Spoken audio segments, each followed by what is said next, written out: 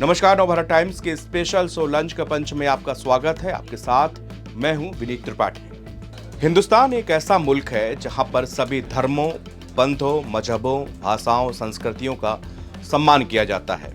विश्व में दूसरा ऐसा कोई मुल्क नहीं जहां पर इतनी सारी विभिन्नताओं के बावजूद एकता हो। मगर अफसोस की बात यह है कि अगर आप महाराष्ट्र जा रहे हैं या फिर वहां पर रह रहे हो और आपको मराठी भाषा नहीं आती तो आपको जनाब मार खानी पड़ेगी। आपको बीच सड़क में बेइज्जत किया जाएगा। मार मार के ये भाषाई गुंडे आपको लहूलुहान कर देंगे। उत्तर प्रदेश और बिहार की बड़ी संख्या में लोग कमाने के लिए महाराष्ट्र का रुख करते हैं, मुंबई जाते हैं, महाराष्ट्र के अलग अलग शहरों में रवाना होते हैं। रोजी रोटी के लिए कोई वहां पर ऑटो चलाता है, कोई मजदूरी करता है, कोई जॉब करता है, कोई दुकान चलाता है, कोई गार्ड की नौकरी करता है। ऐसे छोटे मोटे काम करके अपना गुजारा करते हैं। इन लोगों को अपने क्षेत्र की भाषा, हिंदी भाषा, भोजपुरी भाषा या जो भी है वो आती है, मगर मराठी नहीं सीख पाए। अब ये राजनीतिक गुंडे ऐसे लोगों को मारते हैं। इससे भी ज्यादा अफसोस की बात यह है कि इन लोगों को कोई आवाज इनके लिए नहीं उठाता। कोई भी पार्टी, कोई भी इनकी आवाज नहीं बनती। यूं तो बहुत सारे मामले सामने आए, मगर हाल में एक वीडियो नया सामने आया है। महाराष्ट्र में हिंदी विवाद के बीच मराठी नहीं बोलने पर एक व्यापारी की पिटाई का मामला सामने आया। राज ठाकरे की अगुवाई वाली महाराष्ट्र नवनिर्माण सेना की मनसे के कार्यकर्ताओं कम गुंडों पर व्यापारी की पिटाई करने का आरोप है।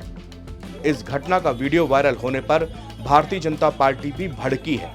बीजेपी ने घटना की निंदा करते हुए कार्रवाई की मांग की है। जानकारी के मुताबिक मुंबई में मीरा भयंदर इलाके में एक व्यापारी के साथ महाराष्ट्र नवनिर्माण सेना के तथाकथित कार्यकर्ता बहस कर रहे थे। वीडियो में देखा गया कि मनसे के कार्यकर्ता उस व्यापारी को मराठी बोलने के लिए कह रहे थे। इसी दौरान व्यापारी ये भी कह रहा है कि उसको मराठी सीखनी पड़ेगी। इसके साथ ही उसने कहा कि महाराष्ट्र में सभी भाषाएं तो बोली जाती हैं। बस इसमें मनसे के गुंडे भड़क गए और दबंगई दिखाते हुए उसको, अकेले इंसान को पीटना शुरू कर दिया। इस दौरान मनसे कार्यकर्ताओं ने व्यापारी को सीधे थप्पड़ पर थप्पड़ जब जड़ने शुरू कर दिए। राजनेताओं का दोहरा चेहरा देखिए, समझिए इनकी चालों को। महाराष्ट्र में महायुति की सरकार है, भारतीय जनता पार्टी का मुख्यमंत्री बैठा है। उसी पार्टी की सरकार देश में है। हिंदी पट्टी राज्यों से जीतकर केंद्र में सत्ता हासिल हुई है और हिंदी भाषाई वालों को मारा जा रहा है और आप सभी खामोश हैं। मराठी गर्व है, हम भी मानते हैं, हम भी सम्मान करते हैं, मगर इसका मतलब ये तो नहीं कि आप हिंदी बोलने वालों को मार डालोगे। महाराष्ट्र के सीएम देवेंद्र फडणवीस खामोश है। जानते हैं क्यों? उसका कारण है क्योंकि महाराष्ट्र में बीएमसी के चुनाव होने वाले हैं। कुछ दिन पहले ही महाराष्ट्र में 3 लैंग्वेज पॉलिसी को लागू किया गया था, मगर 20 साल से दूर दो भाई राज और उद्धव ठाकरे विरोध के लिए एक हो गए। खैर, हिंदी भाषा का इतना तो शुक्रिया कि दो भाइयों को मिलवा दिया। राज ठाकरे और उद्धव ठाकरे ने मिलकर हिंदी विरोध यात्रा निकालने का ऐलान किया। फडणवीस बैकफुट पर आए और पॉलिसी पर रोक लगा दी। महाराष्ट्र में निकाय चुनाव से पहले नेशनल एजुकेशन पॉलिसी के बहाने उद्धव ठाकरे ने मराठी दांव खेला था। उन्होंने कमल हसन से हिंदिया वाले बयान का समर्थन किया है। बता दें कि आरएसएस के नेता भैयाजी जोशी ने मुंबई पे मराठी बोलने को अनिवार्य नहीं बताया था। उद्धव ठाकरे ने इसे राष्ट्रीय शिक्षा नीति से जोड़ते हुए मराठा अस्मिता का मुद्दा बना दिया। भाषा विवाद जैसा मुद्दा क्षेत्रीय अस्मिता से आसानी से जुड़ता है। बाल ठाकरे ने बीजेपी के जय श्री राम को काउंटर करने के लिए जय भवानी और जय शिवाजी का नारा भी बुलंद किया था। मगर इस विवाद में उद्धव ठाकरे भूल गए कि बाल ठाकरे को भी मुंबई में हिंदी का अखबार निकालने की आवश्यकता पड़ गई थी। दरअसल अब उद्धव ठाकरे क्षेत्रीय पार्टियों की राजनीति के एक सूत्र को फिर से पकड़ लिए हैं। इसमें जाति और भाषा जैसे क्षेत्रीय अस्मिता से जोड़े जाते हैं। संघ के पूर्व सरकारवाहक भैयाजी जोशी के मराठी भाषा वाले बयान से उन्हें मौका मिला। भैयाजी जोशी ने एक कार्यक्रम में कहा कि मुंबई की एक भाषा नहीं है, मुंबई के हर हिस्से की अपनी अलग अलग भाषाएं हैं और यहाँ रहने वाले को मराठी सीखने की आवश्यकता नहीं है।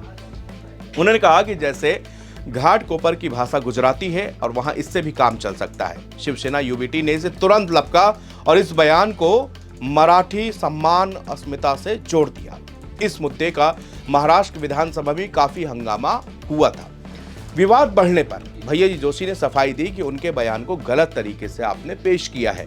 विधानसभा में सीएम देवेंद्र फडणवीस ने भी कहा कि महाराष्ट्र की भाषा मराठी है और यहां रहने वाले लोगों को मराठी सीखनी चाहिए। मुंबई में मराठी और गैर मराठी के मुद्दे ने शिवसेना को महाराष्ट्र में पैर जमाने का मौका दिया। करीब 60 साल पहले जब बाल ठाकरे ने शिवसेना की नींव रखी, तभी उन्होंने नारा दिया कि मुंबई मराठियों का है और इस पर मराठियों का राज होना चाहिए। इसके बीच उन्होंने फ्री प्रेस में कार्टूनिस्ट की नौकरी के दौरान ही बो दिए थे। फिर उन्होंने दक्षिण भारतीय लोगों के खिलाफ लुंगी हटाओ पुंगी बचाओ आंदोलन भी चलाया था। बाद में उन्होंने अपनी विचारधारा में हिंदुत्व को भी शामिल किया, मगर मराठी अस्मिता को तवज्जो दी। अब उद्धव ठाकरे एक बार फिर उसी फॉर्मूले को आजमाने की कोशिश कर रहे हैं। 90 के दशक में जब राम मंदिर आंदोलन के दौरान शिवसेना ने अपनी राष्ट्रीय पहचान बनाई तो बाल ठाकरे को हिंदी की जरूरत महसूस हुई। राष्ट्रीय राजनीति में दखल बढ़ाने के लिए शिवसेना कई राज्यों में चुनाव भी लड़ी। 1993 में उन्होंने हिंदी अखबार दोपहर का सामना शुरू किया। मुंबई के उत्तर भारतीयों को साधने के लिए मीटिंग बुलाना शुरू किया। 1995 में इसका फायदा भी शिवसेना को हुआ। राज्य और बीएमसी में यह रणनीति कामयाब रही और पिछले 15 साल में उद्धव ठाकरे की शिवसेना राष्ट्रीय स्तर पर अपनी ताकत पूरी तरह से खो चुकी है और पूरी तरह महाराष्ट्र में तक सीमित है। दूसरे राज्यों में बाल ठाकरे और उनके हिंदुत्व के प्रशंसक उद्धव ठाकरे में उनके पिता की छवि नहीं देखते। खुद महाराष्ट्र में विधानसभा चुनाव की हार के बाद उनके पास क्षेत्रीय अस्मिता के मुद्दे उठाने के अलावा अब कोई विकल्प नहीं बचा। महाराष्ट्र सरकार में मंत्री हैं योगेश कदम। वो कहते हैं कि पिछले कई महीनों से हिंदी और मराठी भाषा को लेकर विवाद चल रहा है। कुछ लोग आगामी नगर निगम चुनावों को ध्यान में रखते हुए इस मुद्दे को उठा रहे हैं। मैं कहूंगा कि किसी को भी कानून अपने हाथों में नहीं लेना चाहिए। हमारे राज्य में मराठी भाषा का इस्तेमाल होना चाहिए। हमारी सरकार मराठी भाषा का अपमान बर्दाश्त नहीं करेगी। अब सवाल यहाँ पर यह उठता है कि क्या किसी भाषा का ना आना उनकी भाषा का अपमान है? अगर हमको मराठी नहीं आती तो क्या मैं मराठी का अपमान कर रहा हूं? ऐसा नहीं हो सकता।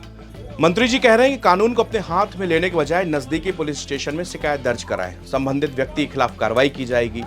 मुंबई की मीरा भाईदर सीट से विधायक और बीजेपी नेता नरेंद्र मेहता ने इस घटना पर कहा कि मराठी गौरव है, लेकिन मानवता की सीमा को ना भूलें। उन्होंने एक पुराने वीडियो को भी साझा करते हुए सोशल मीडिया प्लेटफॉर्म एक्स पर लिखा कि यह बहुत दुर्भाग्यपूर्ण घटना है कि मीरा भाईंदर इलाके में मराठी में बातचीत करने से इनकार करने पर एक व्यापारी की पिटाई कर दी गई। महाराष्ट्र में मराठी भाषा हमारी पहचान, संस्कृति और हमारी गौरव का हिस्सा है। मराठी का प्रचार और प्रसार जरूरी है, लेकिन यह प्यार, समझ और सहिष्णुता से साथ किया जाना चाहिए। नरेंद्र मेहता आगे कहते हैं किसी व्यक्ति की भाषा के चयन के कारण मन से कार्यकर्ताओं की ओर से की गई हिंसक घटना उसकी व्यक्तिगत स्वतंत्रता का उल्लंघन करती है और महाराष्ट्र में एक आपसी भाईचारे की परंपरा को आघात पहुंचाती है। उन्होंने कहा कि मैं इस कृत्य की कड़ी निंदा करता हूं और मेरा स्पष्ट रुख है कि संबंधित एजेंसियों को इस घटना को गंभीरता से लेना चाहिए और उचित कार्रवाई करनी चाहिए। अब समस्या ये आ चुकी है कि महाराष्ट्र के भीतर आए दिन इस तरह की घटना घट रही है। राज ठाकरे और उनके गुंडे इस तरह की वारदात आज से नहीं, बहुत पहले से वहां पर उत्तर भारतीयों को, खास तौर से उत्तर प्रदेश और बिहार वालों को निशाना बार बार बनाया गया। इसके बाद हालात सामान्य हुए, लेकिन अब भाषा के नाम पर इन लोगों को टारगेट किया जा रहा है। मराठी ना बोलने का मतलब मराठी का अपमान बताया जा रहा है। और लेकिन सबसे बड़ी पार्टियां, राजनेता इस पर खामोश हैं और इस तरह से ये एक मामला नहीं, पिछले 3 महीनों में अगर देखा जाए तो इस तरह के 6 से 7 वीडियो वायरल हुए हैं जहां पर हिंदी बोलने वालों को मारा गया, पीटा गया, उनको बीच रोड में बेइज्जत किया गया।